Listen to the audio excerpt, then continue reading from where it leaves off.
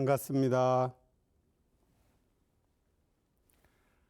문향어 교무입니다. 설교 전에 마음 공부 인사해 볼까요? 처음 뵙겠습니다. 아무 문제 없습니다. 당신이 나이며 최고입니다. 네, 오늘은 여러분들과 같이 천도법문에 대해서 공부를 해보려고 합니다. 그래서 제목을 제가 멋있게 정했는데요. 허공성품에 피고지는 생사화다. 그런 제목을 정해봤습니다. 자, 우리가 그 엄불교에서 천도가 잘 된다고 합니다. 천도가 잘 되는 이유는 저는 물론 교무님들의 도력과 정성도 있겠지만 대종사님이 쓰신 이 천도법문에 그 유력이 갈마 있기 때문이라고 믿고 있습니다. 그럼 천도법문에는 어떤 내용이 들어있을까요? 천도법문은 천도품 5장에 실려 있는데요. 4단락으로 구성되어 있습니다. 첫 번째가 인과의 이치에 대한 말씀을 해주시고 있고, 두 번째가 생사와 성품의 원리에 대해서 말씀을 해주시고요. 셋째는 세몸 받는 경로, 그리고 넷째 단락은 일원상 서원을 강조하고 계십니다. 제가 이 천도법문을 젊었을 때부터 좋아해서 많이 봉독을 많이 했습니다. 그래서 제 이름을 넣어서 문향어 영가시어 정신을 차려 부처님의 법문을 잘 들으소서, 그것을 수없이 하니까 저절로 이제 암송이 됐겠지요. 근데 대종사님께서 왜 천도법문에 인가와 생사와 성품, 그리고 이 세문 받는 경로와 서원에 대해서 말씀을 하셨을까? 그런 연말을 하게 되었는데, 그 답은 서품 3장에 있습니다. 대종사님께서 대각을 하시고 모든 종교의 경전을 두루 열람하셨죠. 그 중에서도 부처님을 성인들 중에 성인이라 하셨어요. 내가 발심한 동기로부터 도 얻은 경로를 돌아본다면 과거 부처님의 말씀과 행적에 부합되는 바 많으므로 나의 연원을 부처님에게 정하노라 하시고, 장차 회상을 열 때에도 불법으로 주체를 삼아 완전무결한 큰 회상을 이 세상에 건설하겠다, 그렇게 선언을 하셨어요. 그러면 불법이 다른 교법보다 뛰어난 바가 있으니까 불법으로 주체를 삼았겠죠. 그래서 그 답이 서품 3장의 말씀입니다. 불법은 다른 교법보다 훨씬 우수하다. 그 이유를 첫째, 참된 성품의 원리를 밝히고, 둘째, 생사의 큰 일을 해결하며, 셋째, 인과의 이치를 드러내고, 넷째, 수행의 길을 갖추어서 능히 모든 교법에 뛰어난 바가 있나니라 말씀을 하셨어요. 그러니까 대종사님께서는 이 성품과 그다음에 생사와 인가와 수행의 이 4가지를 축으로 해서 이 교법을 짜셨다는 거죠. 그러니까 이것을 모르면 엄불교를 알 수가 없는 것이죠. 그리고 이것을 천도법문에 집약해서 녹여주셨어요. 그래서 천도법문에 이 인가와 성품에 대해서 어느 경전보다 더 우리말로 쉽고 자세하게 이 성품짜리를 밝혀주셨다는 거죠. 그래서 우리가 천도법문을 공부를 해야 되는 이유가 여기에 있습니다. 자, 그러면 첫 번째 단락부터 살펴보겠습니다. 자, 아무야 정신을 차려 부처님의 법문을 잘 들으라 그래요. 정신을 차려야죠. 정신을 차리지 않으면 소리가 들리지가 않습니다. 한 귀로 듣고 한 귀로 흘리기 때문에 정신을 차린다는 것은 마음이 몸을 떠나지 않는 거예요. 마음이 몸을 떠나지 않으면 소리가 있는 그대로 들리겠죠. 지금 정신을 차려 듣습니까? 자, 그러면서 뭐라고 하셨습니까?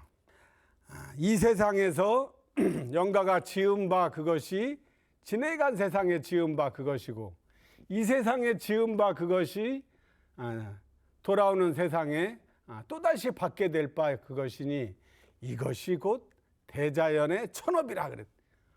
이게 천업이에요. 자기가 짓고 자기가 받는다. 이것이 인과의 대원칙이죠. 뭐 쉬운 얘기예요. 자작자수. 뭐 당연한 논리 아닙니까? 내가 지었는데 네가 받아. 네가 지었는데 내가 받아. 그러면 누가 승복하겠어요? 공정하지 않습니다. 근데 이 현상계를 움직이는 대원칙은 인과법이에요. 인과가 곧 뭐 신이라고 해도 과언이 아니죠. 만약 신이 있다고 해도 신은 인과의 원칙이 집행되는 대로 하도록 만드는 것을 관리하는 게 아마 신일 거예요. 그러니까 진리가 그 역할이죠. 자, 그래서 그것이 이제 천업인데, 자성의 본래와 마음의 자유를 얻은 사람을 뭐라 그러냐면 재불조사라고 그래요. 그리고 자성의 본래와 마음의 자유를 얻지 못한 사람은 범부중생이에요. 그러니까 정해져 있는 게 아니에요. 자성짜리, 성품짜리를 알아서 마음의 자유를 얻었느냐, 자성짜리가 뭔지도 모르고 마음의 자유를 얻지 못해서 그냥 끌려 사는 사람을 범부중생이라고 하는 것이죠. 그래서 우리는 자성의 본래와 마음의 자유를 얻을 때 이 천업을 돌파하고 인과를 자유자재할 수 있는 힘을 얻을 수 있다. 그 말씀을 해주신 거예요. 자, 그 다음 세 번째 단락. 세 번째 단락은 성품의 이치를 생사와 연결해서 밝혀주시고 계십니다. 부처와 중생이 같은 점이 있어요. 아까 다른 점은 자성의 본래와 마음의 자유를 얻었느냐 못 얻느냐 차이고, 같은 점은 뭐냐면 생사, 낳고 죽는 것은 현상세계에서 보면 깨달으신 부처님이나 영가나 일체 중생이나 다 같은 것이에요. 똑같이 생사가 있어요. 근데 또 하나의 같은 점이 뭐냐면 성품짜리도 또한 다 같은 본연 청정한 성품이고 원망 부족한 성품이다. 무슨 말이냐면 성품은 중생이나 영가나 부처나 다 똑같이 가지고 있다는 거죠. 일체 중생이 계유불성이요. 일체 중생이 실유불성이요. 모두 다 이 자성을 가지고 있다는 말씀입니다.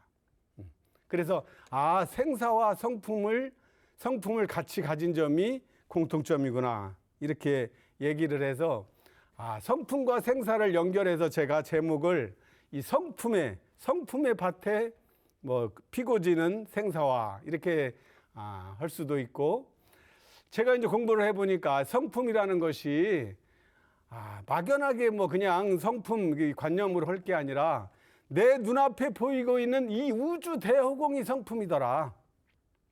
달리 성품이 아니, 우주 대허공이 이 빈 공간이 다 성품이고, 내 몸 안에서는 내 몸 안에 이 빈 공간이 있어요. 실제로도 그 공간이 성품 자리예요. 그 자리예요. 자리라는 것은 맡았다 놓았다 앉았다, 필요한 때는 자리지만 끝나면 그냥 헌신짝처럼 버리잖아요. 기차 타고 가려면 자리 잡아라 하고 막 뛰어가지만 내릴 때 되면 언제 그랬다는 듯이 다 그냥 놓고 가버립니다. 우리 어렸을 때는 기차 완행열차 타니까 그냥 자리 잡으려고 엄청 애쓰지 않았습니까? 그 자리예요. 이 우주 대공의 어느 자리가 내 자리요? 어디에다가 점을 찍을 것입니까? 그래서 그 성품 자리는 허공이다. 이게 이제 정산정사 법어 원리편에도 보면 그대들은 허공이 되어라. 허공은 비었으므로 천지 만물을 소유하나니, 그 말씀이 이것을 말씀하고 계시죠.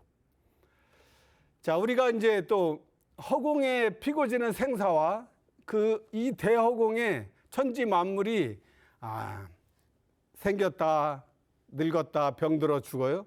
생로병사, 줄이면 생사예요. 그 생로병사가 뭐와 같이 됩니까? 추나 추동과 같이 되는 거예요. 봄, 여름, 가을, 겨울 변하듯이 꽃이 져도 새부 보면 다시 그 향기, 해가 져도 새 아침엔 다시 그 강명이에요.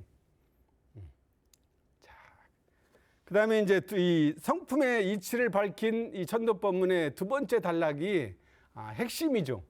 그래서 이 성품과 생사의 관계를 대흥사님께서 이제 말씀을 하시고 계신데, 우리가 생사의 꽃이 피었다가 지는 것을 생사라고 한다면, 꽃이 피었다 질 때 바람이 불어서 떨어졌어요.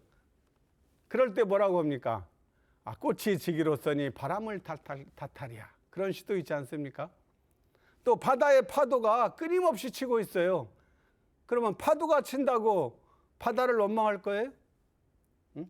원래 그 바다라는 그 허공에 그 파도는 계속 치게 돼 있어요. 큰 파도, 작은 파도, 잠시도 쉬지 않고 칩니다. 그래서 이것을 무시선법에서는 뭐라고 그랬습니까? 밖으로 천만 경계를 대하되 부동함은 태산과 같이. 그 태산에 태풍이 불고 뭐 나뭇가지가 부러지고 가지 꽃이 다 지어도 그 태산은 그대로예요. 부동하죠. 흔들리지 않습니다. 뿌리 깊은 나무는 바람에 안 힘일세. 샘이 깊은 물은 가뭄에도 마르지 않습니다.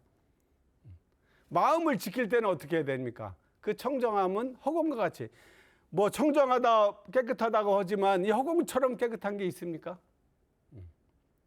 자, 또 하나 이제 그 대형사님께서 이 성품의 이치를 밝히기 위해서 밝힌 비유가 바로 이 허공의 허공달과 그 그림자달, 그래서 일천강에 비치는 것과 같이 그 말씀을 하고 계신데, 자, 이것을 쉬운 말로 하면 제가 살고 있는 일산에는 일산 호수공원이 유명합니다. 가보면 호수공원에도 달이 탁 잠겨 있어요.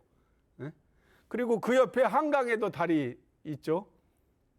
또 우리가 알고 있는 익산에는 만경강에도 달이 있을 것이고, 영산강에도 있을 거, 낙동강에도 있을 것이고, 뭐 두만강 푸른물에도 있을 것이고, 뭐 브라질의 아마존강에도 있을 것이고, 뭐 미국에는 미시시피피 강도 있을 것이고, 독일의 라인강도, 일천강에 다 달이 그림자 달이 비치고 있어요. 그래서 물론 하늘의 달도 뭐 예쁘다고 뭐 할 수 있지만 사실은 강 밑에 잠긴 달이 더 멋있어요. 우리가 경치 좋은데 가서 구경할 때 보면 그 경치 좋은 절벽에 있는 데 가서 또 그 그림자 달을 보고 시를 쓰지 허공달 보고 시 잘 안 나옵니다. 그러니까 우리가 착각하지 말아야 될 것은 참달은 허공에 있고 그림자 달은 일천강에 비치는 것과 같이 그러면 또 참달은 좋은 거고 그림자 달은 나쁜 거구나, 이렇게 또 이분법적으로 생각해요. 그렇지 않습니다. 영육상전 이사병행, 우리 법이 뭡니까? 한편에 착하지 않는 거예요. 전체를 있는 그대로 보는 게 우리 법이에요. 그러니까 그림자 달을도 아름답게 보고 거기에 취해서 한편에 착한 것이 문제지, 그 달은 아무 죄가 없어요. 그림자 달이 무슨 죄가 있습니까? 그 그림자를 달을 통해서 그 달이 비치게 한 그 허공에 있는 참달을 보면 되는 거죠. 우리 몸에도 그림자가 이렇게 지지 않습니까? 누구를 기다리는데 그림자가 이렇게 있으면 이제 오는구나 하고 알아차리는 거죠. 그러니까 그림자 달은 고마운 거예요. 응? 그림자 달이 나쁘다고 생각하는 게 아니라 그 그림자 달이 그 사람의 몸을 반영해서 나타나는 거니까 참달이 그 사람이 곧 바로 뒤에 있겠구나, 곧 오겠구나 하고 그 소식을 알면 그만이에요. 그 그림자 달을 통해서 허공에 떠 있는 참달을 우리는 볼 수가 있어요. 자, 여기서만 머물지 않고 그러면 그 참달이 존재하는 참달은 어디에 있습니까? 허공이 있죠. 허공이라는 바탕이 있기 때문에 참달도 있는 거예요. 물론 비유가 겹쳐지긴 하지만 그게 저는 이 허공은 성품이고 오히려 이 달은 참달은 우리가 정신이라고 할 수가 있겠죠. 그림자 달은 마음입니다. 흔들리는 마음이에요. 분별하는 마음이죠. 그 참달의 이 변화에 따라 그림자 달은 계속 변할 수밖에 없어요. 그래서 허공은 성품, 정신이고 참달은 마음이요 그림자 달이다. 그림자 달인데 그림자 달은 우리가 말하는 몸을 말한다. 그렇게 정리할 수 있겠습니다. 자, 그 다음에 이제 대형사님께서 이 성품에 대해서 이제 직접적으로 설명을 하고 계시죠. 자, 성품이라 하는 것은 뭐라고 그랬습니까? 그 5장에 보면 성품이라 하는 것은 허공의 달과 같이 참달은 허공에 홀로 있건만은 그 그림자 달은 일천강에 비치는 것과 같이 이 우주와 만물도 또한 그 근본은 본연 청정한 성품짜리로. 자, 제가 이제 여기서부터 이제 한 이름도 그러면 없고 이렇게 따라서 해보십시오. 한 이름도 없죠. 그 자리는 그 이론상진리에 분별 없는 자리니까 분별이 끊어지면 한 이름도 없죠. 이름, 명상, 이름도 없고 또 한 형상도 없죠. 또 가고 오는 것도 없고 거래죠. 또 죽고 나는 것도 없고 부처와 생사 또 부처와 중생도 없고 허무와 정멸도 없고 없다 하는 말도 또한 없는 것이고 유도 아니요 무도 아닌 그것이다. 이게 분별 없는 자리예요. 이론상 진리의 분별 없는 자리, 자성의 분별 없는 자리. 그 참회문에 보면 무시선법에 보면 요새 분별 없는 자리만 알면 견성이라고 생각해서 이제 뭐 수행도 소용없고 막행막식을 해도 된다고 생각하는 사람은 이 자성의 분별 없는 줄만 알고 분별 있는 줄은 모른다고 그랬어요. 이것은 반쪽짜리예요. 그래서 대용사님께서 서품 3장에 뭐라고 그랬습니까? 성품의 원리를 밝히고가 아니라 참된 성품의 원리라고 참된을 넣은 이유가 거기에 있어요. 과거에 어떤 사람들은 그냥 성품이 분별 없는 자리만 성품이라고 생각을 하거든요. 참된 성품의 원리는 이 분별 없는 자리와 분별이 있는 줄을 동시에 다 밝혀야 돼. 또 적적성성한 자성부를 깨쳐서 마음의 자유까지 얻어야 된다는 거죠. 그 자리를 얘기를 하고 계신 거죠. 자, 유도 아니요, 무도 아니요, 무도 아니지만 그 중에서 그 이제 분별 있는 자리에 대한 설명입니다. 그 중에서 그 있는 것이 무의와 자동적으로 생겨나서, 그죠? 한 기운이에요. 한 기운. 연기질의 기에 해당되는 게 이 우주와 지구가 왜 자동적으로 생겨나냐면 움직이고 있습니다.